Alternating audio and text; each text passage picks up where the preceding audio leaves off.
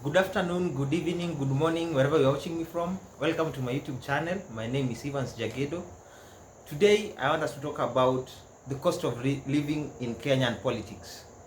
Now, the cost of living affects every Kenyan and connects directly to politics, policy, and elections. Last time, if you watched my last video, I talked about policy and how it's really shaping a lot, especially governance.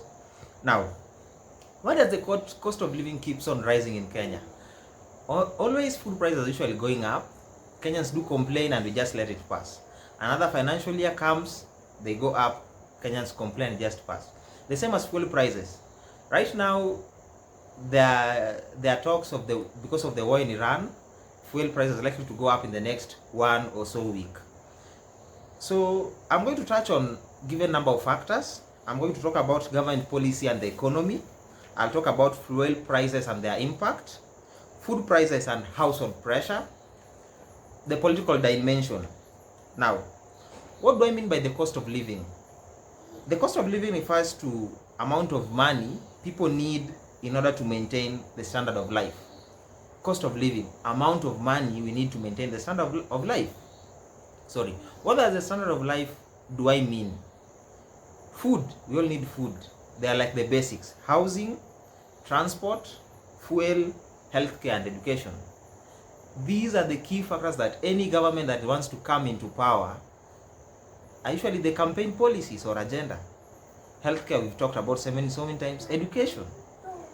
Let me talk about government policy and economy as my first point.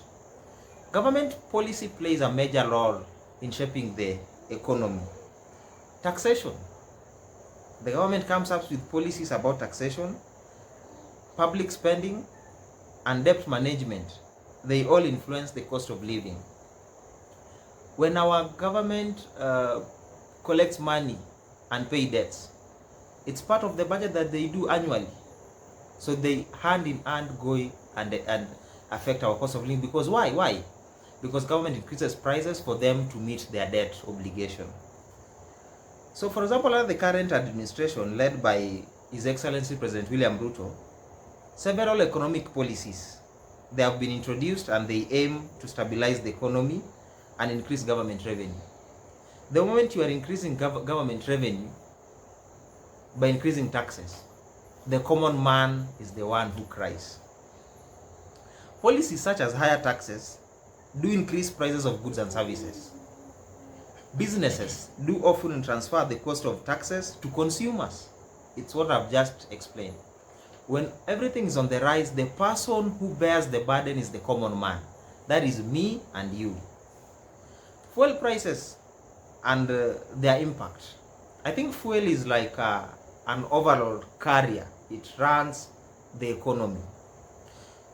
So when fuel prices go up, transport becomes high.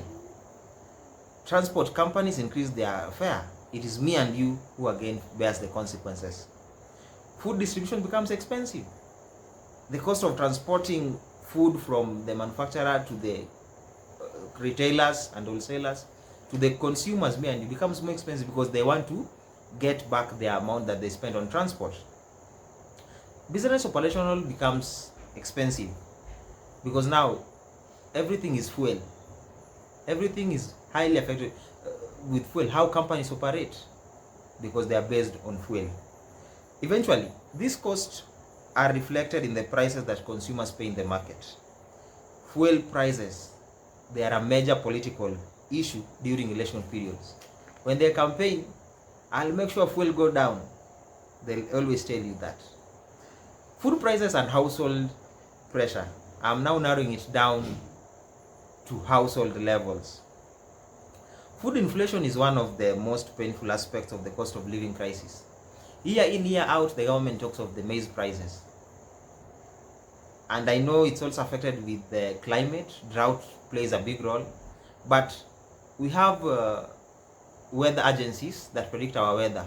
What does the government do when when the following year we expect a high drought? What measures are being taken? Staple foods like maize, flour, cooking oil, and vegetables, these are our daily household budgets. We need to eat ugali daily. It's our staple food. When food prices rise, families are faced to make difficult choices. You can imagine when unga goes up to 200 bob instead of 80 bob or 70 bob, meaning on a packet you'll spend more. So it makes you to decide how many times can I take ugali? What substitute can I have? And the substitute, has it also been affected? Economic management therefore becomes one of the most responsibilities of any government, for the country to be better and for the citizens to feel the presence of their working government, not just any government. The political dimension. The cost of living it is not just an economic issue. Oh, economy or what? No. Politics plays a big role. A very big role. Elections revolve around economic promises, especially now that we are heading to the coming 4th general elections. What economic promises does the current government, and even those who want to run against the current government, what economic policies do they have for us? Job creation, lower taxes, affordable food, economic growth. Political leaders, most of them do campaign on promises to improve living standards. But my question is, you as voters, you must always ask an important question. Are economic policies producing results?